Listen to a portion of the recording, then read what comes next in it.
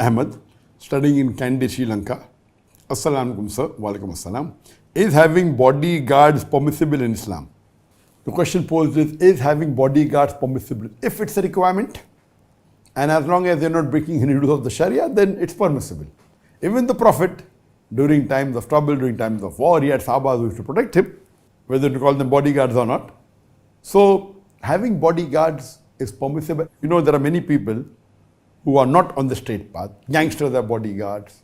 There are people who are hooligans are bodyguards.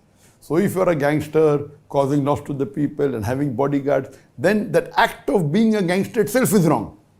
That act of you doing something haram and then like you have caused damage to many people, you have looted many people, you have caused loss to many people, and you fear somebody will attack you, and then you keep a bodyguard, then that act only is wrong.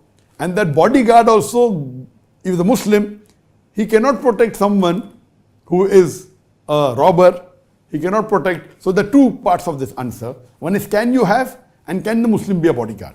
So if you are, for example, there are some dais who may fear that because of dawah someone may attack them.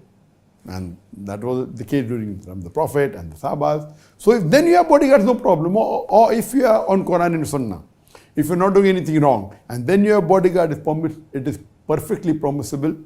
Some people may say that, okay, of course you have faith in Allah. But Allah says, tie your camel and then trust in God. You cannot leave your camel and then trust in God. So having bodyguard is permissible in Islam. That doesn't mean you don't trust Allah. But your main security is Allah subhanahu wa ta'ala. The people who will protect you main is Allah.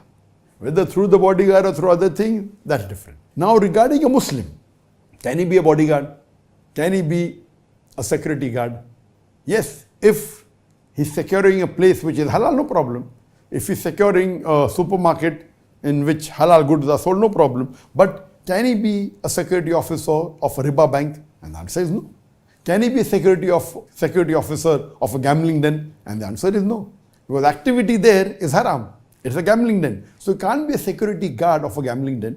He cannot be a security guard of an alcohol shop. But he can be a security guard of a premises which is permitted, of a supermarket which is selling halal goods. Similarly, he can be a bodyguard of a person who is not causing loss to the ummah, not doing anything haram. He can be a bodyguard of a businessman who is very rich and is earning halal, but he fears that somebody may attack him, no problem. He can be a bodyguard of someone who is a da'i or someone who is a very influential person, but he cannot be a bodyguard of a gangster. He cannot be a bodyguard of a person who is a ruffian, a person who is caused loss to the ummah. So both way, as long as you're on the Quran and Sunnah, and having a bodyguard is no problem at all. It's permissible in Islam.